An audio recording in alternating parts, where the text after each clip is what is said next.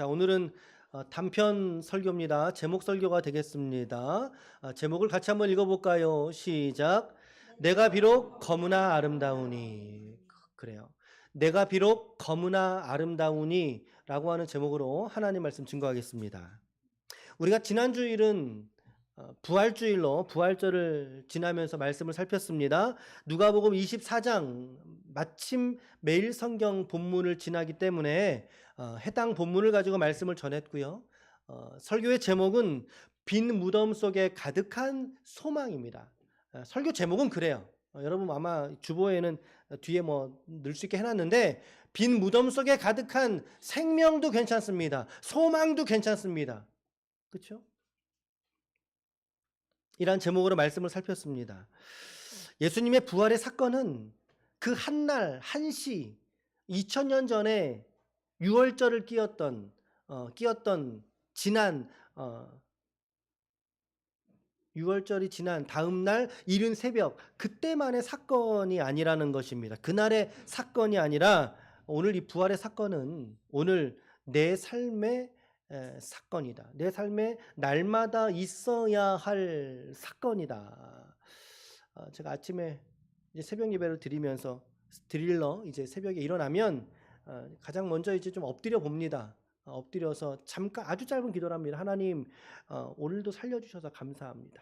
오늘도 새 생명을 주셔서 아주 짧게 기도하고 좀 일어나는데 그래요. 예수 그리스도의 부활의 사건은 오늘의 나의 사건, 오늘의 여러분들의 사건이 되어야 한다는 것을 강조했습니다. 그래서 부활이 어제도 우리에게는 부활의 사건이었고 오늘도 부활의 사건이고 또 내일도 살아갈 힘을 주는 사건이 바로 부활의 사건, 우리의 신앙의 주관적인 진리여야 한다는 것을 말씀을 드렸어요.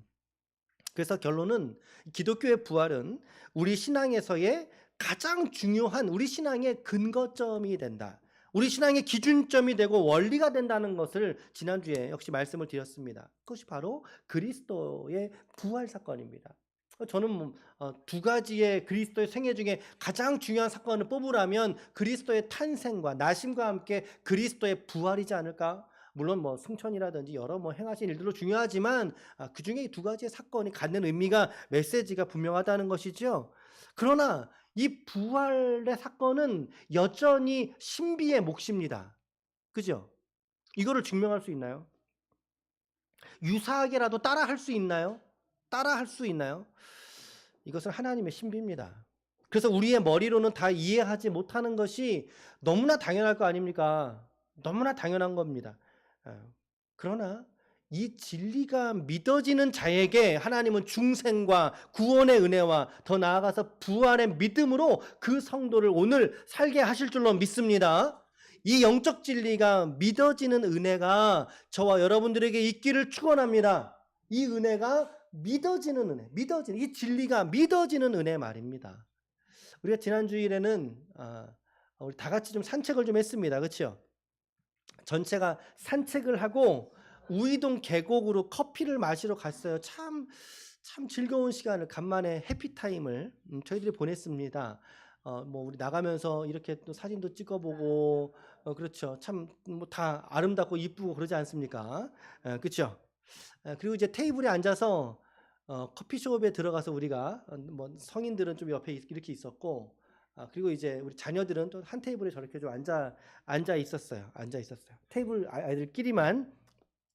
이제 아이들이 이제 강도사님하고 이제 잠깐 이제 그 옆에 계곡도 물도 흐르니까 잠깐 내려간다고 하는데 그때 이제 다솔이가 저를 붙든 거예요. 다솔이가 저를 붙잡았어요. 목사님 잠깐만 좀 앉아보세요. 이렇게.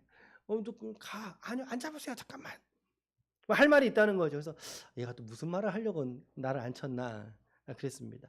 그래서 하는 말이 뭐냐면 이제 목사님 제가 지난주에 수요일 날 밤에 친구의 교회를 갔대요. 이제 저기 강남 어디에 있는 그 큰 교회 같아요.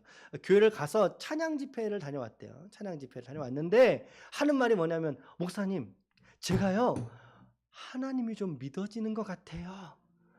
그런 얘기를 애가 하는 거예요. 그래서 이 소식을 목사님이 들으면 너무 너무 좋아할 것 같아서, 목사님이 너무 기뻐할 것 같아서, 그래서 저한테 좀 얘기해주고 싶다고 좀 앉아보라고 했다는 거예요. 여러분 기쁘세요? 안 기쁘세요? 기뻐요. 네, 그래요. 아침에 우리 강사님하고도 얘기를 나눴더니 우리 자녀들이 찬양 집회를 가면은 찬양 집회에 예수님이 보여요? 멋진 오빠가 보여요? 예, 멋진 오빠가 보여요. 사실은 그래서 찬양 집회에서 받은 은혜들이 때로는 한번 점검해볼 필요가 있는 그런 믿음일 수 있는 거예요. 그래서 제가 강사님 그런 얘기를 이렇게 해서 했더니 강사님이 전배경을 얘기를 해주더라고요. 지금 아이들이 들어가서 지금 7명 들어가서 애들 지금 나누고 있잖아요. 나누고 있는데 저 시간에 그동안 다솔이가 보여주고 있는 그 모습이 되게 적극적이고 가장 열심히 있고 가장 질문도 잘하고 그러면서 강도사님에게 먼저 했던 말이 저 이제 성경을 조금씩 알아가는 것 같아요. 그런 말을 몇 주 전에 이야기를 했다라는 거예요. 그래서 그러느냐고. 그러니까 참 저 아이들에게는 지금 시간이 어때요? 지금 시절이 좋은 것 같아요. 제가 보기에 좋고. 그래서 이제 강사님 그럴 때는 우리가 좀 이렇게 좀 양육도 들어가고 이렇게 좀 더 아이들을 할 수 있으면 어떨까? 일단은 좀 뭐 할 수도 있는데 좀 기다려 볼 수 있는 것도 필요하잖아요. 그렇죠? 첫 술에 누가 배부르겠습니까? 좀 기다려가면서 계속 말씀을 묵상하는 훈련들을 해 나가면서 아이들이 자라가다 보면 분명히 그들의 심령 안에 이 진리가 믿어지는 은혜를 하나님이 우리 자녀들에게 주실 줄로 믿습니다. 믿습니다. 아멘. 아멘. 아멘. 제가 지금 이 이야기를 왜 드리냐면 작년엔가 계속 다솔이 얘기가 나오는데 밥을 먹으면서 저는 하나님을 못 믿을 것 같아요. 못 믿는 것 같아요. 그런 얘기들을 서슴없이 했었어요, 사실은. 근데 저 아이의 저 전격적인 변화, 이걸 누가 하셨겠느냐는 거예요. 누가 하셨을까요? 그가 이해력이 좋아서 탁월한 어떤 통찰이 있어서 물론 그런 것들도 필요하지요. 그러나 중요한 것은 하나님이 하신 줄로 믿습니다. 믿음이라고 하는 것은 이렇듯 우리의 이해를 초월하는 지점이 있더라는 거예요. 이해를. 물론 믿음은 이해라고 하는 두 손으로 받을 때 가장 온전해질 수 있습니다. 맞습니다. 그러나 사실 이조차도 신비 속에 있다는 걸 우리가 깨달아야 한다는 것입니다. 하나님이 하지 않으시면 사실 이런 신비가 예수가 하나님이 믿어지는 일들이 생기지 않습니다. 교회에 오랫동안 출석했다고 믿어지는 것 같으면 최소 10년 믿어보라고 하죠. 20년 믿으라고 하죠. 그렇지 않아요, 여러분. 20년, 30년, 아니 내가 죽기까지 몇십 년을 교회에 출석을 했다 할지라도 그 사람 예수님 모르고 죽는 사람이 있을 수 있다고 저는 생각해요. 하나님이 하지 않으시면 부활의 사건 역시 받아들일 수 없는 일이 되고 만다는 것입니다. 오늘 여러분들의 가슴마다 이 하나님의 역사가 은혜를 주시고 받아들이게 하시고 믿게 하시는 하나님의 역사가 여러분들의 삶에 있기를 축원합니다. 아멘. 바로 이처럼 예수님의 부활 역사를 믿고 고백한 성도로서 오늘을 살아가야 될 오늘 우리의 모습이 무엇인가 라고 하는 것을 오늘 아가서의 말씀에 묵상하는 가운데 우리는 깨닫게 됩니다. 사실 이 말씀은 지금 매일 성경으로 우리가 계속 보고 있는 말씀이 이번 주 수요일 날 끝나요. 이번 주 수요일 날. 오늘은 사실은 전도에 대한 설교를 말씀드리려고 준비했어요. 6월 1일 날 이제 초청 주일이니까 이제 오늘 포함해서 5주 남았단 말이에요. 그래서 한 번은 전도의 어떤 동기부여, 그리고 또 한 번은 전도의 실천적인 측면들을 한 2번 정도 전도에 대해서 메시지를 전해야 되겠다. 뭐 그랬다가 이번 주 지난 수요일부터 아가서 묵상을 시작을 했거든요. 아가서 묵상을 하면서 제가 은혜를 크게 받은 거예요. 그러니까 쉽게 말하면 제가 너무나 크게 은혜를 받았어요. 아가서 말씀 묵상하면서 특히 이 거무나 아름다우니 라고 하는 구절 운동할 때도 생각이 나고 계속 이 말씀을 머릿속에 생각하면서 거무나 아름다우니 너무나 크게 은혜를 받은 거죠. 아가서가 모르는 성경도 아니었고 때로는 선별해서 설교도 하고 그랬지만 이번에 묵상하면서 저에게 새롭게 다가와진 말씀이었던 것입니다. 지난 첫 번째 시간에는 개요를 좀 말씀드렸고 금요일 저녁에도 한번 이제 금요일 저녁으로 끝나니까 이제 좀 개요도 같이 겸해서 말씀을 드렸는데 오늘도 그냥 지나가기가 너무 마음이 좀 그래서 간절해져서 이 말씀을 좀 한 구절이라도 오늘 제목 설교로 좀 올려야 되겠다. 우리 성도분들 섬겨야 되겠다. 그래서 오늘 말씀을 들었습니다. 다음 주에는 전도 설교 하도록 하겠습니다.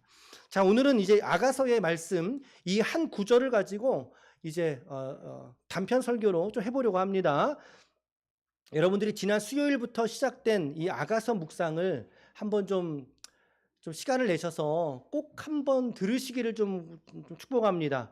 뭐 제가 다 말씀을 드릴 수는 없지만 그래서 이 시간에는 주일로는 마지막 시간인데 한번 잠깐 개요를 좀 말씀드리고 그리고 이제 구절을 해설하도록 그렇게 하겠습니다. 자, 짧은 개요입니다. 아가서는 누가 지은 책일까요? 아가서는 누가 지은 책일까요? 네, 1장 1절에서 뭐라고 말하는지 아세요? 그래, 맞아요. 솔로몬의 아가라. 노래란 뜻입니다. 노래. 아가서의 저자는 솔로몬이다 라고 하는 게 가장 전통적인 주장입니다. 이 시간에는 주일 설교죠. 이 시간에는 여기까지만 말씀을 드리겠습니다. 더 많은 얘기를 했는데 그러나 이 시간은 이렇게까지만. 솔로몬이 저자입니다. 솔로몬이 저자이고 그러면 이제 솔로몬의 저자인데 사랑하는 사람의 노래거든요. 사랑의 대상이 있어야 되잖아요. 그 대상의 여인은 어떤 여인일까요? 누굴까요?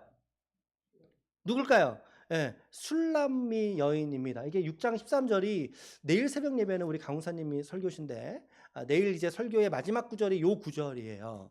그래서 이제 말씀에 보면 돌아오라 돌아오라 술람미 여자야 라고 말하고 있습니다. 그래서 이 여인을 우리는 술람미 여인이다 라고 하는 것 정도까지만 우리가 보겠습니다. 여성의 이름이나 출생이 본문 안에는 없습니다. 기록이 없고 단서가 딱 하나만 있어요. 여기에 술람미라는 지역의 출신의 여성일 거야. 그래서 술람미 여자라고 우리가 말하는 거죠. 근데 이 성경을 잘 읽다 보면 상당히 낯뜨거운 장면이 나옵니다. 아침에 강웅사님하고 말씀 나누다가도 술람 이거 아가서 설교를 어떻게 해야 될지 좀 고민 많이 했다고. 이게 여성성을 좀 완화시켜 말씀드리는 겁니다. 여성성을 은유로 드러낸 내용들이 상당히 많아요. 그래서 이게 금서였어요. 금서. 청소년 구독 불가. 그런 책이었단 말이죠. 남녀 간의 뜨거운 사랑을 말하고 있어요. 그려놓고 있어요. 그러나 이 성경이 오늘 이 아가서가 말하고자 하는 것의 본질은 뭐냐면 예수님과 교회에 관한 이야기를 하고 싶었던 거예요. 하나님과 성도의 관계에 대해서 말하고 싶었던 거예요. 이것을 이 완전하신 사랑을 오늘 솔로몬과 술람미 여인이라고 하는 이 남녀의 사랑의 관계를 통해서 이 사랑을 은유해냈다. 그렇죠? 우의적으로 표현했다라고 하는 것이죠. 그 성경은요, 여러분 말씀 안에 예수님을 신랑이라고 말해요. 교회를 신부라고 말해요. 응? 그러니까 저와 여러분들도 그리스도 앞에서는 우리가 누가 되는 거예요? 우리가 신부가 되는 거예요. 신부가 되는 거예요. 자, 이런 단락들이 있는데 예를 들면요. 자, 바울이 교회에 관해서 가르칠 때 이렇게 말했습니다. 고린도후서 11장 2절 한번 읽어봅시다. 시작. 하나님의 열심으로 너희를 위하여 열심을 내노니 내가 너희를 정결한 처녀로 한 남편인 그리스도께 드리려고 중매함이로다. 중매했대요. 누가요? 바울이요. 누구를? 성도를. 누구에게? 그리스도에게. 중매라고 하는 것은 무엇이 전제된 거예요? 결혼. 그렇죠? 신랑과 신부에 대한 관계인 거죠. 에베소서 5장 31절과 32절은 또 이렇게 말한단 말이에요. 그러므로 사람이 부모를 떠나서 그의 아내와 합하여 둘이 한 육체가 될지니, 이 말은 부부끼리 잠자리를 이렇게 해야 된다. 그걸 말하는 게 아니에요. 뒷구절을 보십시오. 오해하지 말라는 거예요. 바울. 오해하지 말아라. 이 비밀이 크다. 내가 너희에게 말하고자 하는 것은 누구와의 관계에 대해서 말한다는 겁니까? 그리스도와 교회에 대하여 말하고 있는 거지. 오해하면 안 돼. 그만하고 있는 것입니다. 예, 그렇습니다. 그리스도는 오늘 저의 신랑이십니다. 우리 인간적인 개념에서 남자가 신부가 되고 좀 어색할 수는 있으나 그럼 이것은 우리가 받을 수 있는 진리 아닙니까? 계시록 21장 2절에서는 이렇게 말합니다. 시작. 또 내가 봄에 거룩한 성 새 예루살렘이 하나님께로부터 하늘에서 내려오니 그 준비한 것이 그래요. 신부가 남편을 위하여 단장한 것 같더라. 신부는 누굴까요? 교회를 말합니다. 그리스도인을 말합니다. 남편은 신랑 대신 그리스도를 말한다라는 거예요. 성경은 이렇게 하나님과 우리와의 관계를 솔로몬과 술람미 여인의 사랑의 관계로 상징적으로 말하고 있다라고 하는 것이죠. 그러니까 궁극적으로는, 그러니까 이 성경이 말하고자 하는 것은 단순하게 이 둘만의 사랑을 의미하는 것 같으면 아가서 성경 아니어도 돼요. 갖다 버려도 돼요. 그러나 본래 의도는 그게 아니라, 본질은 그걸 말하는 것이 아니라 누구와 누구와의 관계입니까? 하나님과 나 사이의 관계를 드러내는 책입니다. 그것이 아가서의 책입니다. 그래서 여러분들이 아가서를 좀 잘 읽고 그리고 잘 애독하시기를 바라요. 특별히 여러분, 제가 이번에 읽으면서 또 느낀 점은 정말 이 결혼을 준비하는 청년이 있지 않습니까?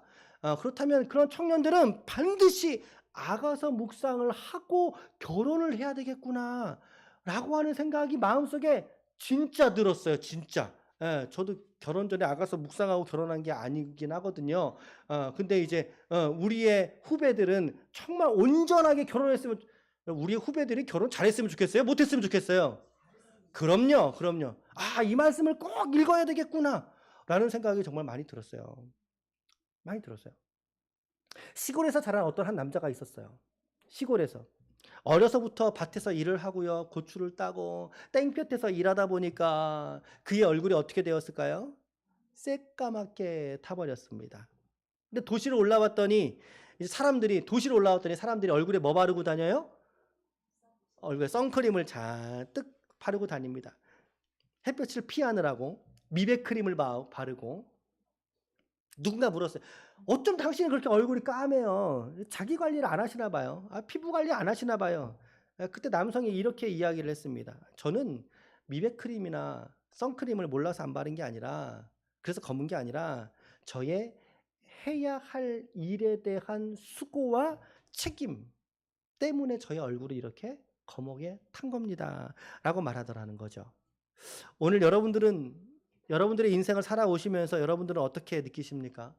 남들보다 내 피부가 좀 더 탔다고 느껴지는 경우가 있으시진 않으십니까? 남들보다 내 피부가 더 검다고 생각한 적 없으십니까?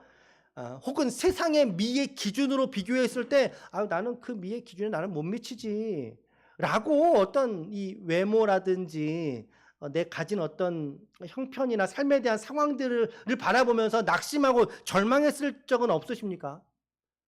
세상이 요구하는 미의 조건은요, 검은 게 아니잖아요. 검은 게 아니에요. 새하얗고 깨끗한 피부의 사람을 아름답다라고 말할 것입니다.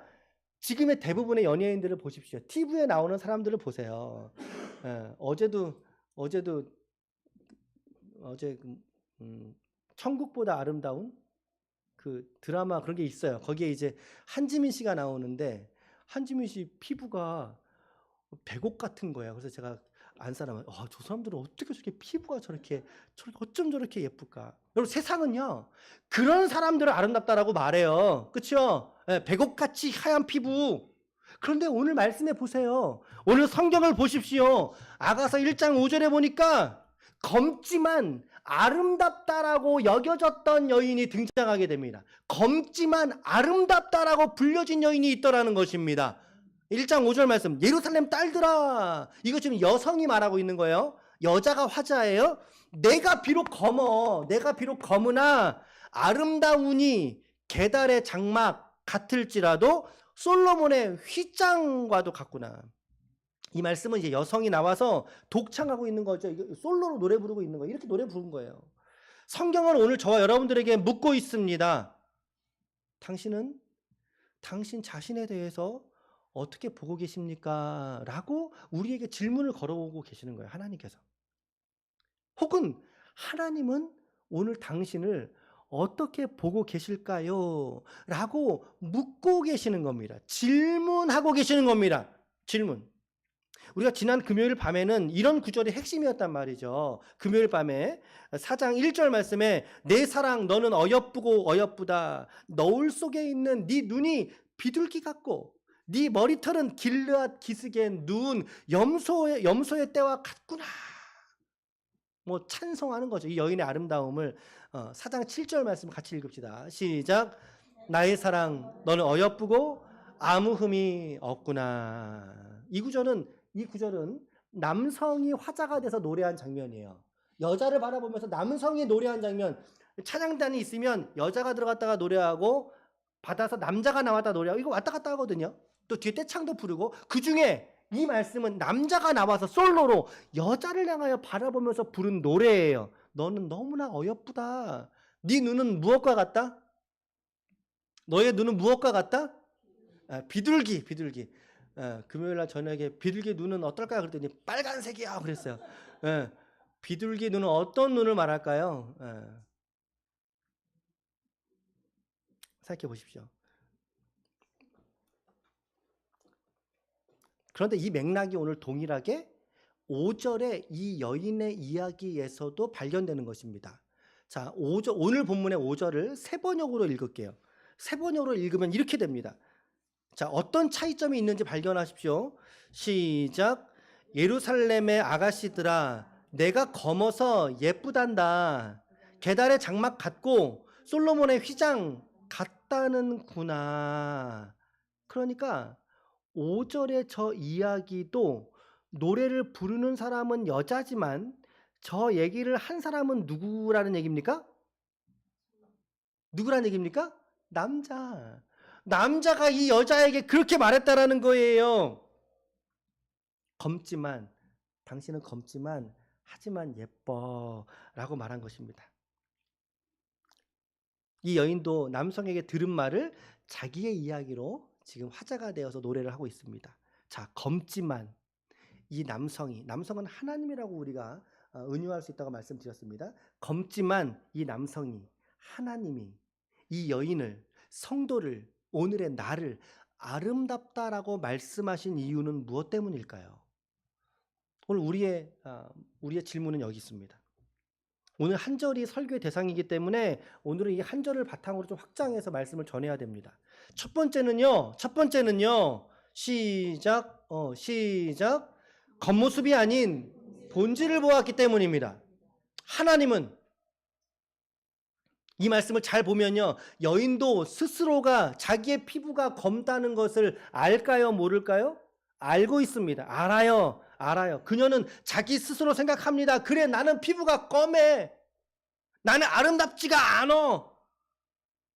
그녀의 외모와 조건을 가지고 한다면 자기 자신에 대해서 알고 있어요. 그러나 그녀는 그렇게 자기 자신을 평가하며 말할지라도, 그녀의 겉모습은 그럴지라도, 그러나 그는 그녀의 겉모습이 아니라 그녀의 본질을, 그녀의 있는 모습 그대로의 그녀를 보았기 때문에 그녀에게 아름다워라고 말할 수 있더라는 것입니다. 여러분, 사람은 외모를 보지만 그러나 하나님은 그의 존재인, 그의 중심과 본질을 보시는 줄로 믿습니다. 이것이 저와 여러분들에게 소망인 줄로 믿습니다. 사무엘상 16장 7절입니다. 여호와께서 사무엘에게 이르시되 그의 용모와 키를 보지 말아라. 내가 이미 그를 버렸노라. 내가 보는 것은 사람과 같지 아니하니. 시작. 사람은 외모를 보거니와 나 여호와는 중심을 보느니라 하시더라. 아멘. 사람은 그의 눈에 보이는 것으로 평가될 수 없다는 사실입니다. 그것으로서 그의 가치가 결정되는 것이 아니라는 것을 잊지 마시길 바랍니다. 사람은 그 사람의 본질로서 평가를 받는 거예요. 그 사람의 본질이. 그럼 우리는 질문해야 돼요. 본질이 뭐냐? 그리스도인의 본질이 무엇이냐? 그리스도인의 본질은 이렇게 정의할 수 있어요. 하나님이 주신 존귀한 정체성. 하나님을 닮은 존귀한 정체성. 이것이 오늘 저와 여러분들의 참된 본질인 줄로 믿습니다. 내가 가진 조건, 나의 외모, 나의 건강, 재력 상태, 나의 나이, 나의 어떤 주변의 상황들, 그것이 나를 평가하는 본질이 아니라 하나님이 나를 지으실 때 무엇이라고 말씀하셨느냐는 거예요. 나에게 부여하신 정체성, 그건 하나님을 닮아낸 정체성이지 않습니까? 하나님의 성품을 닮은 피조로서 지으신 이 정체성이야말로 오늘 저와 여러분들, 우리 그리스도인의 본질인 줄로 믿습니다. 아멘, 아멘. 그래서 하나님이 본질을 본다는 것은 하나님이 나에게 부여하신 존귀함을 보셨다라고 하는 의미라는 거죠. 사랑받는 존재로서의 가치를 가지고 나를 보시는 하나님의 시선을 의미한다는 것입니다. 아멘. 오늘 이대로의 은혜를 저와 여러분들이 믿음 안에서 받을 수 있기를 축복합니다. 아멘. 이것이 우리의 정체성이죠. 우리 5장 8절 한번 읽어보겠습니다. 시작. 우리가 아직 죄인 되었을 때에 그리스도께서 우리를 위하여 죽으심으로 우리께서 우리에 대한 자기의 사랑을 확증하셨느니라. 그렇습니다. 이것이 우리의 정체성인 것입니다. 겉모습이 아닌 본질로 보았기 때문에. 두 번째, 그가 그녀를 아름답게 보았던 이유는요. 두 번째는 시작. 사람은 사랑을 받을 때 아름다워지기 때문에 그렇습니다. 자, 우리가 받은 사랑은 누구의 사랑을 우리는 받았습니까? 하나님의 사랑을 받았습니다. 남편과 아내의 사랑 정도가 아닙니다. 아가서가 그것만을 말하는 게 아닙니다. 우리는 사랑을 받은 존재인데 누구의 사랑을 받은 존재인가? 바로 하나님의 사랑을 받은 존재인 줄로 믿습니다. 하나님이 우리를 사랑하셨기 때문인 거죠. 요한일서 4장 19절 이렇게 말합니다. 시작. 우리가 사랑함은 그가 먼저 우리를 사랑하셨음이라. 말씀을 잘 보시길 바랍니다. 우리가 사랑하게 된 것은 내가 잘나서 나의 사랑이 뛰어나서 사랑을 시작한 것이 아니라 누가 누구를 사랑하셨기 때문입니까? 하나님께서 오늘 나를 사랑하셨기 때문에 그 사랑으로 인하여 오늘 우리가 사랑의 삶을 살아갈 수 있다라고 성경은 말하고 있는 것입니다. 그렇기 때문에 우리가 사랑할 수 있는 존재가 되었다라는 거예요. 하나님의 사랑이 오늘 저와 여러분들을 먼저 찾아오셨다라는 거예요. 그 사랑을 받은 자만이 사랑할 수 있는 존재로 바뀌어질 줄로 믿습니다. 하나님은 우리를 사랑하신다고 말씀하고 있어요. 이사야 43장 4절 말씀에 네가 내 눈에는 어떻게 보이느냐? 보배롭고 존귀하며 내가 너를 사랑하였다라고 성경은 말씀하고 있습니다. 동의하십니까? 아멘. 죄와 허물로 죽었던 우리를 향해서 하나님은 말씀하십니다. 너는 보배로워. 너는 존귀한 자야. 이 사랑을 우리가 믿고 마음에 받을 때 비로소 인간은 진정한 사랑의 시작을 할 수 있는 거죠. 참된 아름다움을 회복하게 되는 것이죠. 요한일서 4장 18절입니다. 시작. 사랑 안에 두려움이 없고 온전한 사랑이 두려움을 내쫓는다라고 말씀하고 있습니다. 이 하나님의 사랑을 우리가 받고 누릴 때에 비로소 우리 안에 죽음의 두려움을 파하시고 우리로 오늘을 살게 하는 힘과 능력을 그 사랑 안에서 저와 여러분들에게 공급하시는 말씀인 것입니다. 아멘. 우리 옆에 한번 인사합시다. 당신은 사랑받기 위해 태어난 사람입니다. 시작. 당신은 사랑받기 위해 태어난 사람입니다. 아멘. 아멘. 첫 번째 이유, 두 번째 이유까지 살펴보셨어요. 마지막 세 번째 이유입니다. 세 번째, 남자가 이 여인을 검지만 아름답다라고 말했던 이유는요. 시작. 그 여인의 수고와 흔적을 귀하게 보셨기 때문입니다.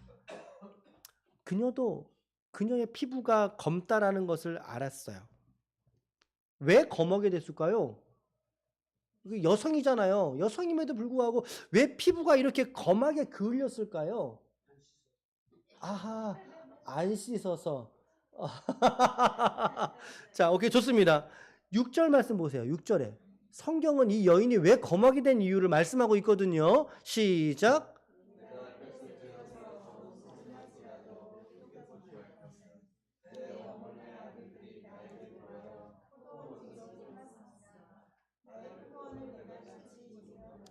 자, 나에게 노하여를 주목하고 보시고 이제 세번역을 바꿔 읽어 드릴 거예요. 세번역을 읽으면서 개역과 세번역 사이에 차이가 있어요. 차이점이 무엇인지 발견해 보세요.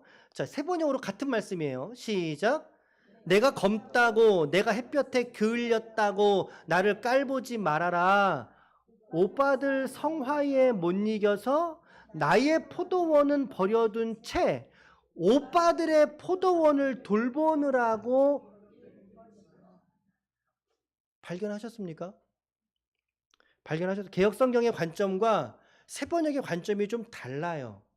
이 여인이 왜 꺼멓게 됐는지에 대한 이유를 설명하는 구절이 서로가 다른 원인을 설명해요. 개역성경은 그녀가 무언가 잘못해서 벌받을 짓을 해서 벌받았기 때문에 얼굴이 검했다라고 말하고 있어요. 그렇죠? 나에게 노하여 그랬잖아요. 기억나시죠? 나에게 노하여. 그런데 세번역의 관점은 뭐냐면 오빠들의 성화에 못 이겨서, 다시 말하면 야 술람이 여자야, 뭐 누구라고 합시다. 야 너 여야 오빠들 밭 좀 도와줘. 오빠 일손이 너무 없어. 좀 도와줘. 그 성화에 못 이겨서 자기 밭이 있음에도 불구하고 그 밭을 잠깐 두고 누구 밭 도우러 간 거예요. 그래요. 오빠들의 밭을 도우러 간 거예요. 오빠들의 성화에 못 이겨서, 다시 말하면 이들의 부탁 혹은 이 가정에 대한 책임을 여인임에도 불구하고 그녀가 함께 짊어지었다고 해석할 수 있기 때문입니다. 이 말씀은 맞죠? 여러분, 성경은 사람이 일상 안에서 수고하는 행위들을 어떻게 평가하죠? 너희들 그런 노동 필요 없어. 너희들 그런 거 필요 없어. 그렇게 말합니까? 그렇게 말하지 않아요. 잠언서 31장 마지막 절 31절입니다. 마지막 절. 잠언의 지혜서의 마지막 끝 문장입니다. 이게. 시작. 그 손의 열매가 그에게로 돌아갈 것이요 그 행한 일로 말미암아 성문에서 칭찬을 받으리라. 하나님은 사람의 수고를 어떻게 보십니까? 그래요. 가볍게 여기지 않으신다는 뜻입니다. 비록 그녀의 이 피부가 검게 게을린 피부, 그녀의 외모조차도 하나님 앞에서는 찬란한 아름다움으로 인정된다라는 사실인 거죠. 오늘 여적지 지금까지 살아오신 여러분들의 삶에 대한 평가를 누구도 할 수 없습니다. 잊지 마십시오. 내가 지금까지 살아온 내 삶을 누구도 평가할 수 없습니다. 오직 하나님만 바라보십니다.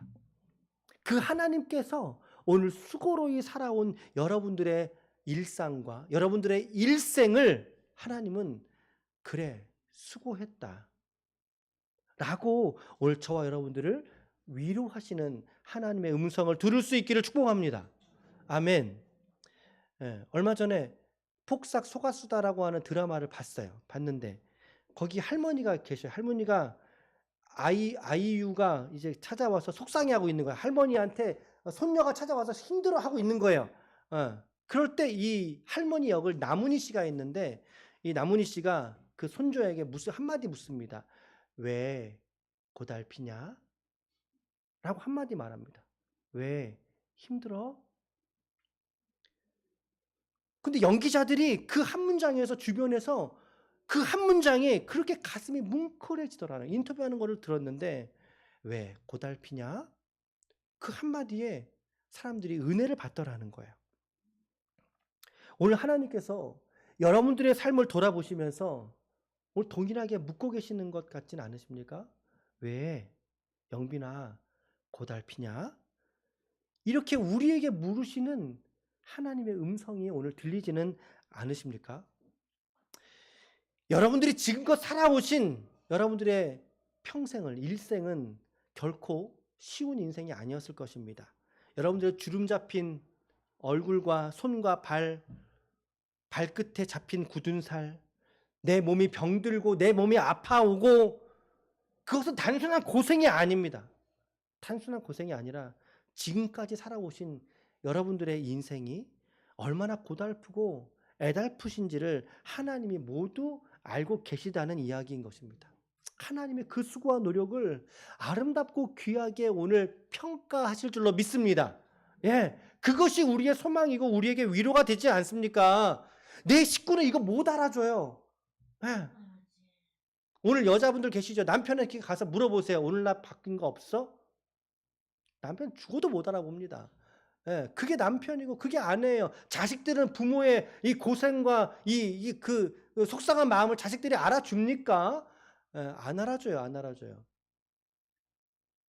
아들이 태어났을 때는 일촌, 결혼하면은 사촌, 애를 낳으면 동포, 결혼하면 동포, 해외로 이주 가면은 해외 동포, 돈을 잘 벌어 성공하면은 나라의 아들,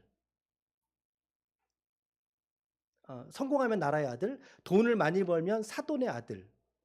그런데 빚을 졌으면 그제서야 내 아들. 이라고 말하더라고요. 이라고 말하더라고요. 그래요. 가족들도 오늘 우리의 쓰린 속을 다 모릅니다. 그렇죠? 그러나 하나님은 오늘 저와 여러분들을 이처럼 만지시고 위로하고 계시는 줄로 믿습니다. 그래서 오늘 여러분들에게 주는 위로가 오늘 너의 삶이 거물지라도 나에게는 아름다워라고 말씀하고 계시는 거죠. 오늘 하나님은 우리의 해 아래에서의 수고를 오늘도 귀하게 보십니다. 여러분들의 삶을 우리가 부끄러워할 것이 아니라 우리의 삶의 희생과 배려를 가지고 나아갔던 우리의 삶이 사랑의 발걸음이었다는 것을 오늘 깨달을 수 있기를 축복합니다. 단지 소모해서 없어지는 것이 우리의 인생이 아닌 것입니다. 하나님이 아름답다고 하셨으면 그 누구도 바꿀 수 없는 아름다움인 줄로 믿습니다. 아멘. 오늘 결론의 말씀을 드릴게요. 오늘 하나님이 성도인 나를 향해서 아름답다라고 말씀하신 이유, 그것은 첫 번째, 겉모습이 아닌 본질을 보았기 때문인 것입니다. 본질을, 하나님의 형상대로 창조받은 오늘 우리의 모습임을 보았기 때문입니다. 두 번째, 사람은 사랑을 비로소 받을 때 비로소 아름다워지기 때문에 그렇습니다. 때문에. 세 번째, 그 여인의 수고와 삶의 흔적을 귀하게 보았기 때문에 아름답다라고 이야기했던 것입니다. 이 세상 그 누가 뭐라고 할지라도 하나님은 저와 여러분들에게 오늘 말씀하시기를 시작, 뒤에 시작, 나의 사랑 너는 어여쁘고 아무 흠이 없구나. 아멘. 아멘. 어떠세요? 이번 한 주간 이 말씀 안에 좀 머물러 보지 않으시겠어요? 내가 좀 병이 있어도, 몸이 좀 불편해도, 상황이 여의치 않아도 이 말씀에 좀 내가 머물러 있어 보지 않으시겠어요? 거무나 아름다우니라고 말씀하셨던 하나님의 위로 앞에 좀 머물러 보지 않으시겠어요? 이번 한 주간도 여러분들을 아가서의 말씀의 자리로 초대합니다. 같은 하나님의 말씀 앞에 함께 나아갈 수 있길 바라요. 그래서 우리는 담대하게 고백할 수 있습니다. 나는 거무나 아름다운 사람이야 라고. 이 말씀. 자, 우리 기도 제목 3가지만 얼른 제안해드리고 마칩니다. 이번 주간에 꼭 이 기도들이 아니어도 괜찮으니까 아가서 말씀 붙들고 기도하실 때 첫 번째 기도입니다. 시작. 그래요. 말씀이 기도 제목은 다 이해가 되시죠? 두 번째는요. 시작. 주님의 사랑으로 제 내면이 회복되고 아름다워지게 하옵소서. 아멘. 하나님의 관점과 시선을 깨달을 때 나의 참된 자아가 회복될 수 있어요. 건강하게 아름다워질 수 있다는 거예요. 네, 그러므로 실천적인 기도를 해야죠, 우리가. 세 번째입니다. 시작. 사랑받는 자답게 이웃을 사랑하며 살아가게 하옵소서. 그래요. 이제 우리 총동원주의를 연결시킨다면 이 참된 사랑의 실천은 무엇일까? 복음을 전하며 그로 예수의 생명이 꽃피울 수 있도록 하는 게 참된 사랑이지 않겠어요? 그죠? 시간을 내준 건 작은 걸 내준 거예요. 돈을 내준 건 더 큰 거, 더 작은 걸 내준 거예요. 그러나 그리스도의 복음을 내어준 것은 큰 것을 내어준 것 아니겠습니까? 해서 이번 주 한 주간 이 기도 제목들을 좀 붙드십시오. 붙드심으로 말미암아 거무나 아름다우니라고 말씀하셨던 이 하나님의 위로와 이 격려와 축복을 한 주간 풍성하게 누리시는 저와 여러분들이 다 되시기를 오늘 우리 주 예수 그리스도의 이름으로 간절히 축원합니다. 아멘. 축원합니다. 아멘.